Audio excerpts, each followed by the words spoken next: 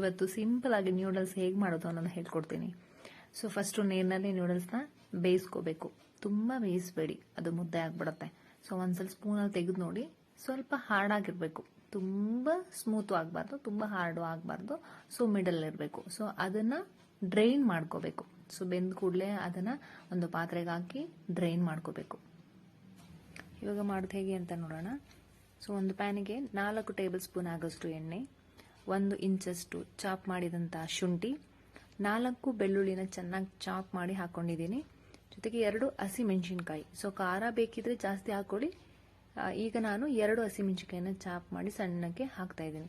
ಜೊತೆಗೆ ಈರುಳ್ಳಿ ಕೂಡ ಹಾಕ್ತಾ ಇದ್ದೀನಿ. ಈರುಳ್ಳಿ ಬೆಂದ ಕೂಡಲೇ 1/2 ಕಪ್ ಆಗುವಷ್ಟು ಕ್ಯಾರೆಟ್, 1/2 ಕಪ್ ಆಗುವಷ್ಟು ಕ್ಯಾಪ್ಸಿಕಮ್ನ ನಾನು ಚೆನ್ನಾಗಿ ಸಣ್ಣದಾಗಿ ಚಾಪ್ ಮಾಡಿ ಹಾಕೊಂಡಿದ್ದೀನಿ. ಸೊ ಇದಕ್ಕೆ ಕ್ಯಾಬೇಜ್ ಕೂಡ ಹಾಕೊಬಹುದು, ಬಟ್ ನನ್ನ ಮಕ್ಕಳಿಗೆ ಇಷ್ಟ ಇಲ್ಲ ಅಂತ ನಾನು ಕ್ಯಾಬೇಜ್ ಹಾಕ್ತಾ ಇಲ್ಲ. ಸೊ ಇದನ್ನು ಚೆನ್ನಾಗಿ ಫ್ರೈ ಮಾಡೋಣ. ಸೊ ಅದು ಗೋಲ್ಡನಿಶ್ ಆಗೋವರೆಗೆ ಚೆನ್ನಾಗಿ ಫ್ರೈ ಮಾಡಬೇಕು. ಆಮೇಲೆ ಇದೆಲ್ಲ ಚೆನ್ನಾಗಿ ಫ್ರೈ ಆದಮೇಲೆ ನಾವೇನು ಡ್ರೈನ್ ಮಾಡಿ ಇಟ್ಕೊಂಡಿದ್ದೀವಲ್ಲ ನ್ಯೂಡಲ್ಸ್, ಅದನ್ನು ಹಾಕಿ ಚೆನ್ನಾಗಿ ಮಿಕ್ಸ್ ಮಾಡಬೇಕು. ಇವಾಗ 2 ಟೇಬಲ್ ಸ್ಪೂನ್ ಕೆಚಪ್ ಹಾಕೋಣ, 2 table spoon soya sauce, 2 table spoon red chilli sauce ಮತ್ತು ಗ್ರೀನ್ ಚಿಲ್ಲಿ ಸಾಸು. ಜೊತೆಗೆ ರುಚಿಗೆ ಬೇಕಾದಷ್ಟು ಉಪ್ಪು ಕೂಡ ಹಾಕೋಣ. ಚೆನ್ನಾಗಿ ಮಿಕ್ಸ್ ಮಾಡೋಣ. ಸೊ ಲಾಸ್ಟಲ್ಲಿ ಫ್ಲೇವರಿಗೆ ಅಂತ ಕೊತ್ತಂಬರಿ ಸೊಪ್ಪು.